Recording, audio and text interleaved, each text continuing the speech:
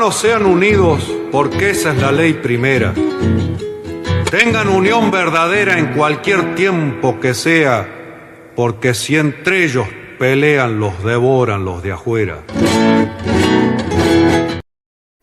No hay libertario que no sea traidor.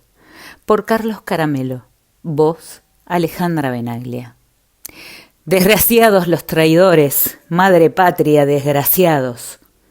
Ellos conocerán la muerte de la muerte hasta la muerte. Otto René Castillo. Lo menos relevante es Milei, su descortesía pedestre, su agresividad guionada, su mentecatez inoxidable. Importan sí las palabras de Monseñor García Cuerva, arzobispo de Buenos Aires, cuando dice frente a casi todo el gabinete libertario, con la mirada puesta en la prensa canalla: nos hemos acostumbrado a comer el pan duro de la desinformación, el pan viejo de la indiferencia y la insensibilidad. Estamos empachados de panes sin sabor, fruto de la intolerancia, el pan agrietado por el odio y la descalificación. Eso de verdad es significativo, porque los bufones de todos los órdenes totalitarios pasan, pero la Santa Madre Iglesia queda.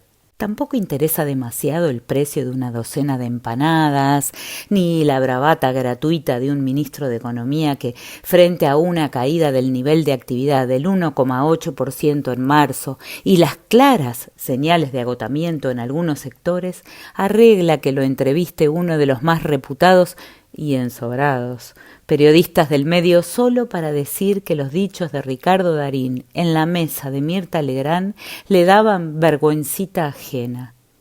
Vergüenza mayúscula debería darle suplicar a los argentinos que durante años, días peronistas la mayoría, juntaron un puñado de dólares, que lo saquen del colchón cuando él tiene, según su propia declaración jurada, más de 2 millones en moneda estadounidense en la isla de Man, uno de los más oscuros y repudiados centros de lavado y fuga de divisas que ha sido señalado hasta por el FMI que, entre paréntesis, se ha convertido en el paradigma de haz lo que yo digo, no lo que yo hago, porque a la hora de abrazarse con el fugador serial, Cristalina no hace ningún remilgo. Lo otro que resulta escandaloso, lo que roza la inmoralidad, es que, a menos de un mes de los resultados catastróficos del radicalismo en Cava, los intendentes de la Unión Cívica Radical de la provincia de Buenos Aires busquen aliarse con los libertarios y el PRO para las elecciones de medio término, pero sin teñirse de violeta. Y para eso concederían que en las nacionales de octubre los represente el sello de la Libertad Avanza. Mira vos, los mentores de la República y del Estado de Derecho arreglarían, sin pudor alguno, con un gobierno que violenta la Constitución y todo tipo de garantías individuales solo para ganarle al peronismo. ¡Juna que nenes! Saltando, deporte muy de moda, del que se quiebre pero no se doble, al negociemos con el fascismo pero sigamos en nuestros carguitos. Háblame de traicionar ideas. Vox Day. Venimos a pedirle a Dios que nuestra Argentina se cure y viva. Experimentamos que se está muriendo la fraternidad, se está muriendo la tolerancia, se está muriendo el respeto. Y si se mueren esos valores, se muere un poco el futuro, se mueren las esperanzas de forjar una Argentina unida, una patria de hermanos. Hemos pasado todos los límites, la descalificación, la agresión constante, el destrato, la difamación, parecen moneda corriente. Con estas palabras arrancaba García Cuerva su homilía luego de que el presidente, en un gesto digno de un niño de 10 años con problemas de conducta, dejara al jefe del gobierno de la ciudad de Buenos Aires con la mano tendida e ignorara olímpicamente a su vicepresidenta, la negacionista Victoria Villarruel. Pero el arzobispo de Buenos Aires no había terminado. en alusión directa al caldo que se cocina en los mentideros de troll de La Rosada, hizo referencia al terrorismo en las redes y el barro de las descalificaciones del odio y la violencia. Y para que no queden dudas de la direccionalidad de su mensaje, remató hablando de la violencia que se ejerce miércoles tras miércoles sobre los jubilados. Muchos podrán ser los responsables de esta triste situación, pero la oportunidad que tenemos nosotros de resolverla es hoy. ¿Cuántas generaciones más y hasta cuándo deberán reclamar por jubilaciones dignas?, dijo. Y agregó, tantos hermanos que sufren la marginalidad y la exclusión, tantos adolescentes y jóvenes víctimas del narcotráfico que en algunos barrios es un estado paralelo, tantas personas que están en situación de calle, las familias que sufrieron las inundaciones, las personas con discapacidad, tantas madres que ya no saben qué hacer y cómo evitar que sus hijos caigan en las garras de la droga y el juego. Felonías. Aferrado a su manual del buen psicópata como si fuese un trapito de apego, Milei hizo caso omiso a las palabras del primado de la iglesia porteña y corrió, presto, a su herramienta predilecta para tuitear: Roma no paga traidores. Es necesario a esta altura del análisis establecer que el Papadas, ver la foto real y la que entregó la oficina de prensa de Presidencia, demuestra con precisión cuánto le jode estar gordo y papón, ignora qué es la traición, además de entender mal el significado de algunos dichos. La frase en latín Roma traditoribus non praemiat admite diversos orígenes. Por un lado, la anécdota del reyesuelo que ofreció entregar su ciudad a cambio de una recompensa y recibió, de parte de un centurión, esa sentencia como respuesta, una suerte de repulsa a toda ayuda de parte de alguien desleal. Y por otro, la tradición popular según la cual Quinto Servilio Cepión pronunció estas palabras después de un acto de traición acaecido durante la resistencia lusitana comandada por Viriato, un caudillo que se transformó en un símbolo de la lucha contra Roma. 3 hispanos, conocidos como Audax, Ditalcos y Minuros, habrían entregado a Viriato confiando en recibir una gran recompensa. Sin embargo, Cepión, oponiéndose a satisfacer todas sus exigencias, replicó con la hoy famosa frase, según el escritor Nacho Otero. Como fuere, es evidente que la utilización por parte de Milei en este caso resulta más que inapropiada, porque ¿en qué puede haberlo traicionado Jorge Macri? Seguramente no le ofreció entregarle cava a cambio de unos mangos, sino todo lo contrario. Y Victoria Villarruel, que hasta desempató a favor del gobierno la votación de la ley Bases, no parecería que la frase aplique, pero para quien cree que San Martín se llamaba Juan José, la semántica y la morfología suelen ser misterios insondables. Séquito vil.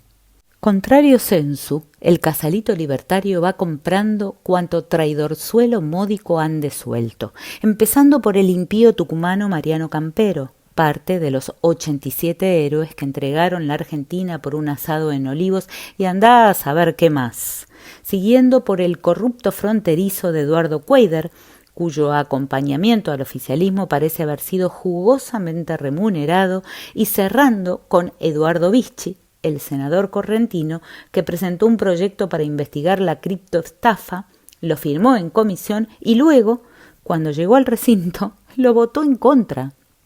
Todo esto sin contar a Patricia Bullrich, que, como candidata del PRO, compitió con Milei, quien la trató de asesina de niños, luego aceptó el Ministerio de Seguridad, más tarde abandonó el partido al que pertenecía y que presidió para afiliarse a La Libertad Avanza, y próximamente será, casi seguro, candidata a senadora libertaria por la Ciudad Autónoma de Buenos Aires. O Cristian Pucho Ritondo, quien, Bueno, ¿para qué vamos a reproducir el prontuario de Ritondo? Todos conocemos su recorrido desde Nueva Chicago y el peronismo porteño a la fecha.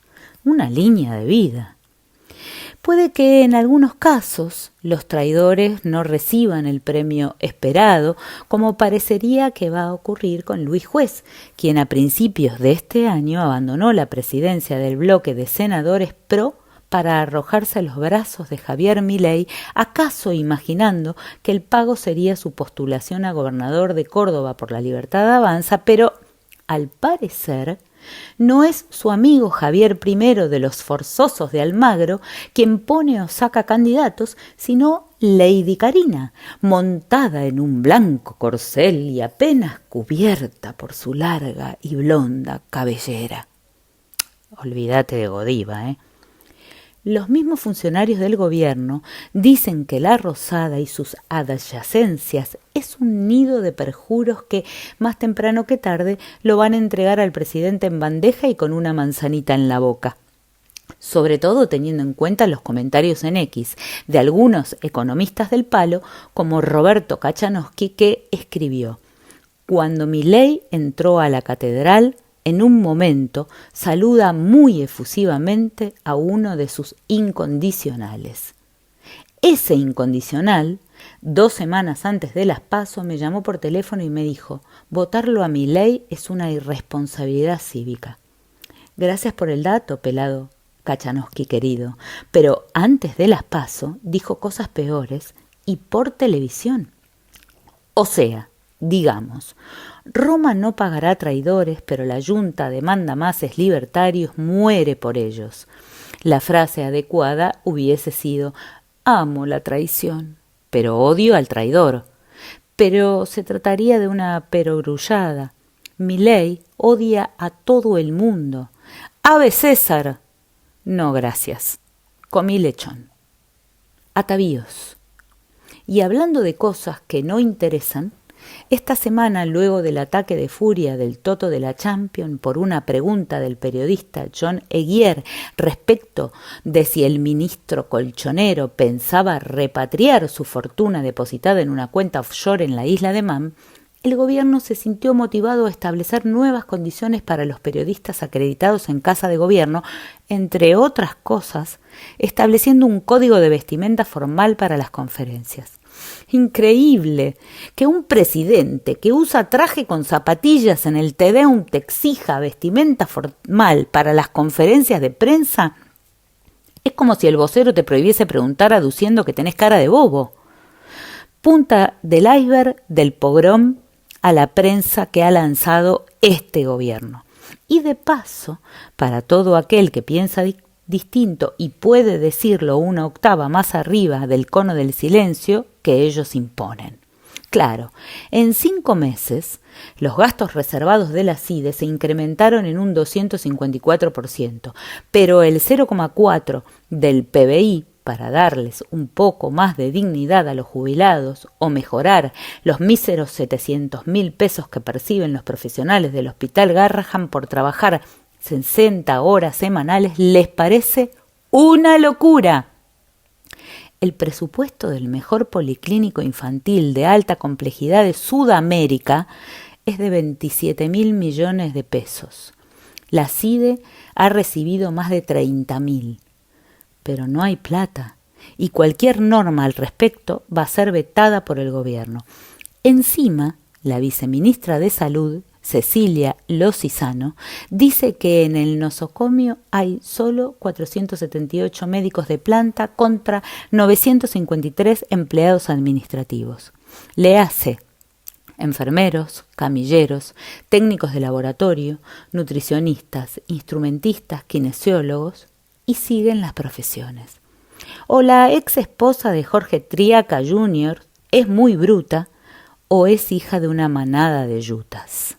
Entre tanto, el hoy azulado dólar flota con salvavidas, porque para las empresas hay cepo y el Banco Central no puede comprar divisas so pena de que Milei tenga un ataque de furia y antes de incendiarlo envíe a Patricia Bullrich a pasar a degüello a todo el sector encargado de monedas extranjeras. es que la sangría continúa. Los dólares que emergen del colchón y también de las reservas del central para viajar al exterior por aduana, casi 6 millones de argentinos salieron del país en lo que va de este año, un 70% más que el mismo periodo del 2024. ¿Cuánto necesitas para darte una vueltita por Europa? Mínimo, $5.000. Bueno, 5 por 6, 30. Ahí tenés 30.000 millones de dólares que ya no están en el país. Y no me diga que exagero, porque si el presidente puede decir que nos salvó de una inflación del 17.000%, yo, que no soy economista, puedo inferir cualquier cifra a partir de cierto sentido común. La verdad es que desde que se levantó el corralito, menos de un mes, ya fugaron unos 3.000 millones de verdes cabezones. ¿No sabías? ¿Viste? Porque la que te piden a vos, que no tenés ni colchón, se la dan a los que duermen calentitos todas las noches y se bañan con agua caliente y desayunan, almuerzan, meriendan y cenan. Y encima todo les cuesta más barato. Semántica. El buen discurso de Cristina Kirchner en el acto de la cultura del 25 de mayo no parecería haber producido lo que sus alocuciones otrora, a pesar de la contundencia de su diagnóstico y del refresh de ideas, tanto que algún tramo recordó aquello de las nuevas canciones de Kicillof que la cámpora atacó sin clemencia en su momento. Puede que sea una cuestión de derechos de autor, vaya usted a saber.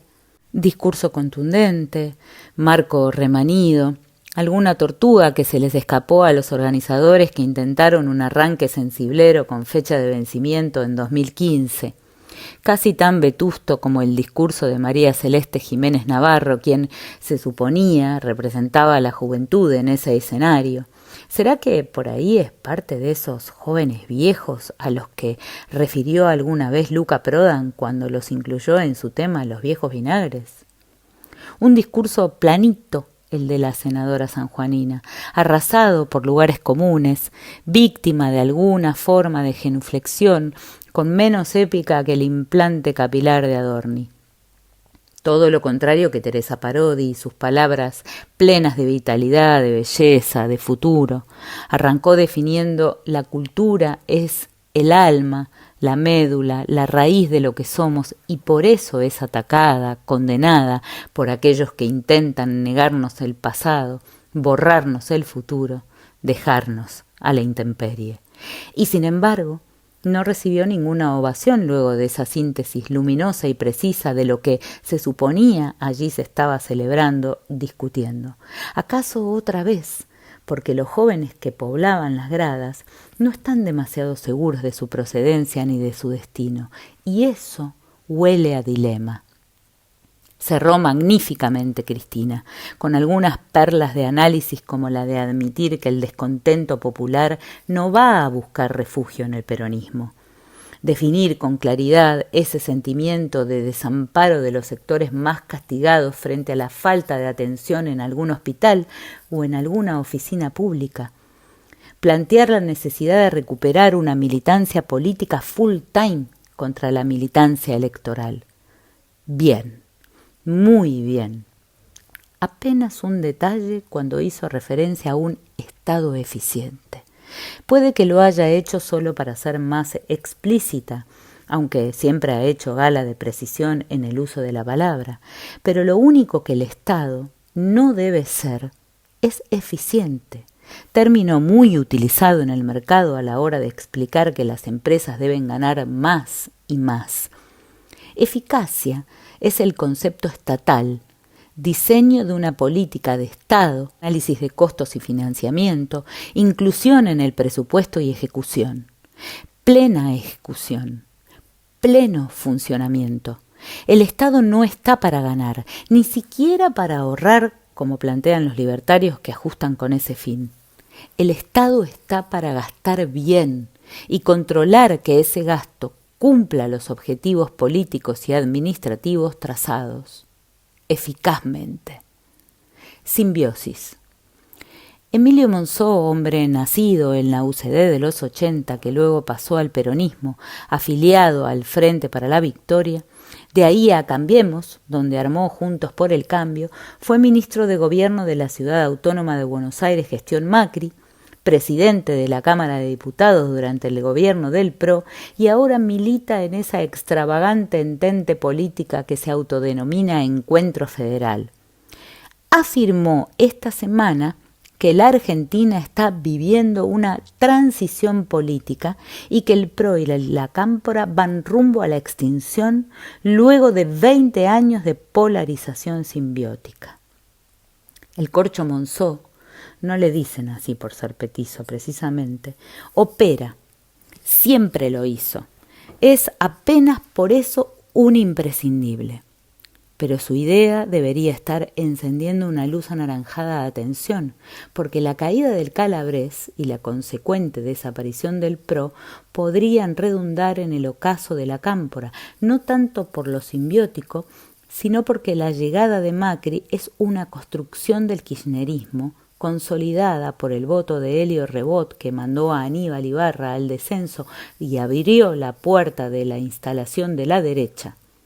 Por la pertenencia de Rebot, siempre flotó en el imaginario político la idea de que detrás de su defección había una estrategia de Néstor que días antes había tratado a Ibarra de amigo Aníbal en un acto en La Rosada. Aquellas palabras olían al beso de la muerte. El Lupo ya por entonces sostenía que la ciudad era un territorio hostil al peronismo y por lo tanto había que dejar de gastar energías en ella. Por eso avaló el armado y la llegada de Mauricio. Estaba seguro de poder controlarlo y circunscribirlo en su cosmopolita partido vecinal. Pero Kirchner murió y su calidad como dirigente y cuadro político eran casi excepcionales. Hoy solo se trata de saber si la partida de Pinocho puede llevarse puesto a Gepetto. En movimiento. Hubo, además, una convocatoria urgente de Cristina al Consejo del PJ para discutir el devenir electoral. Allí apareció otra vez el fantasma de la derrota en la provincia de Buenos Aires y la necesidad de unificar los actos eleccionarios. Nuevo tiro por elevación al gobernador, aunque también en La Plata son conscientes de que hace 20 años que el peronismo no gana elecciones intermedias, tal como lo admitió el propio Kicillof en su discurso durante el lanzamiento de su movimiento Derecho al Futuro en el camping de UPCN.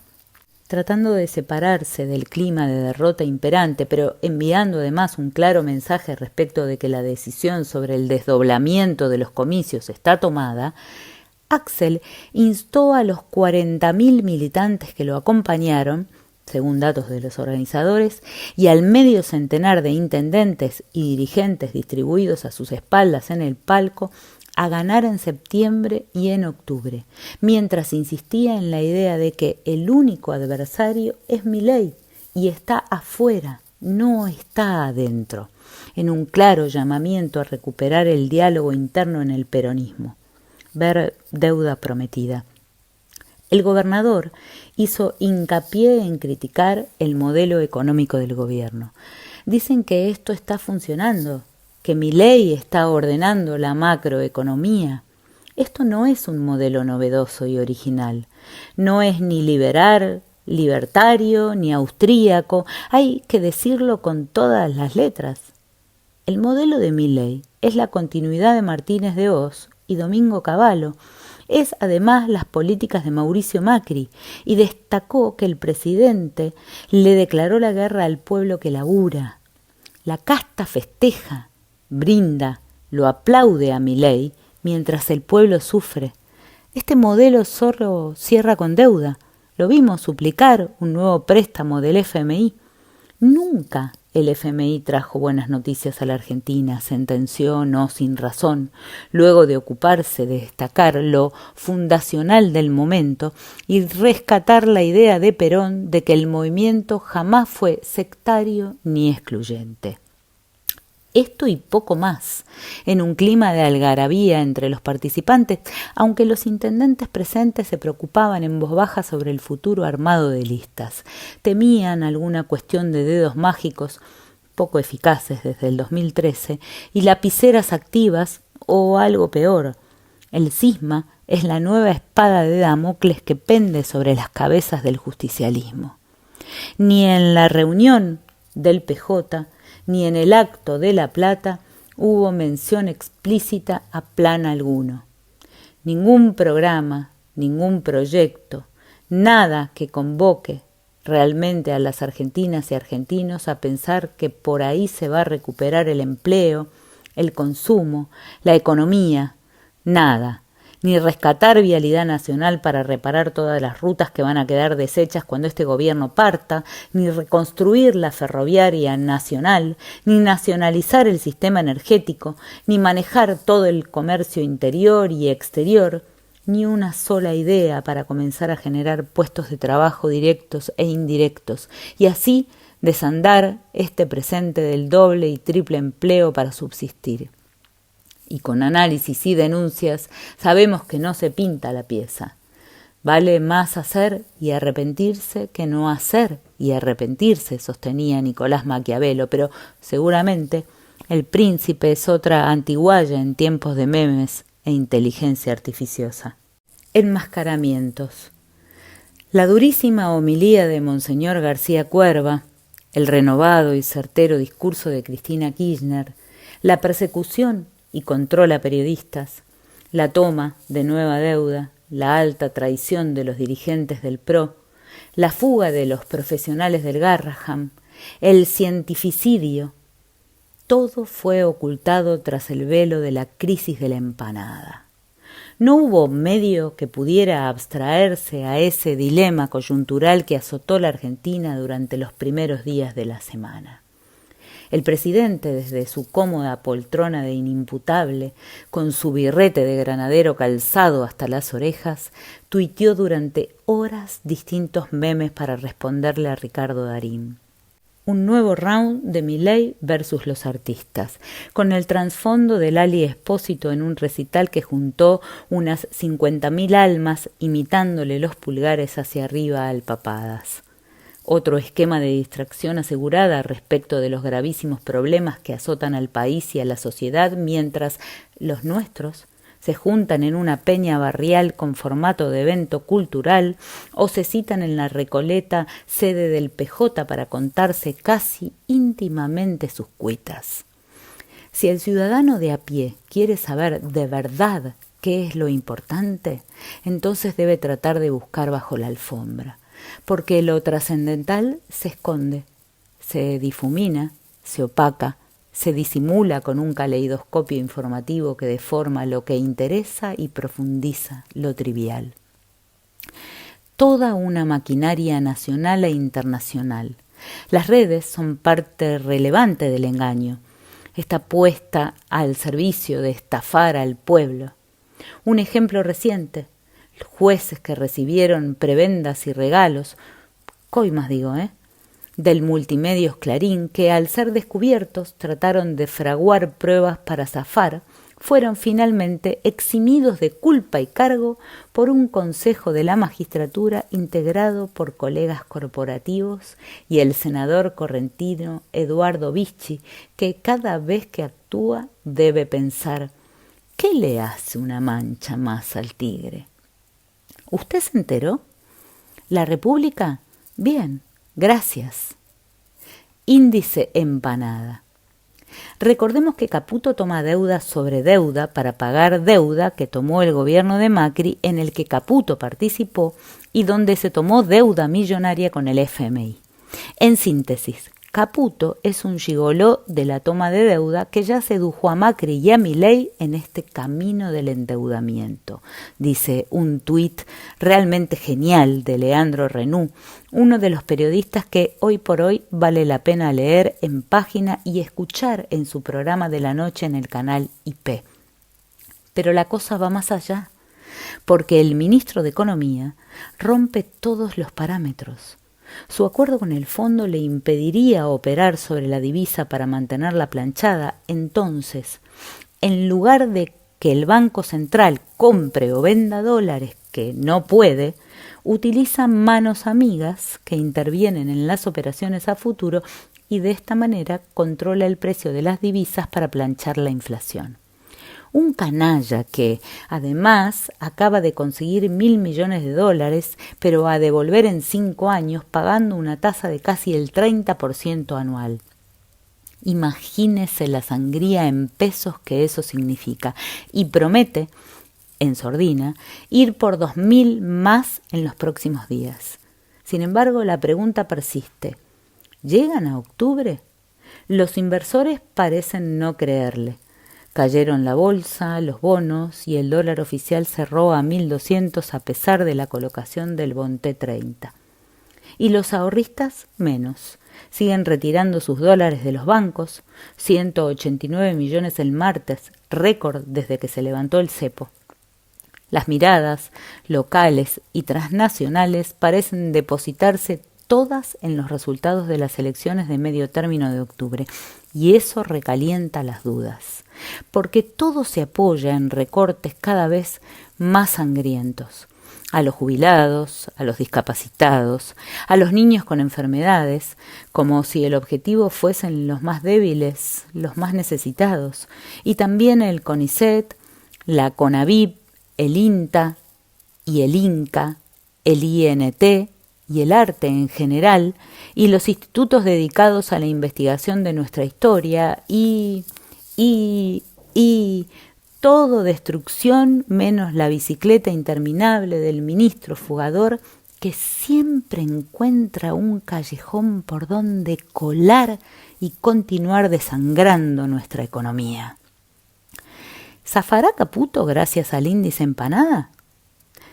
Sí, ya sé que por lo menos nos salvamos del índice Big Mac, lo que rompe un poco la hegemonía cipaya, aunque una vez que el gobierno lea esta nota, probablemente sea instalado como la norma ISO 9002 de la economía por decreto de necesidad y urgencia antes de que se venzan las facultades delegadas. Lo único cierto, por el momento, es que luego del debate Milei y Ricardo Darín, muchas de las casas que industrializan este noble alimento al paso reacomodaron sus precios.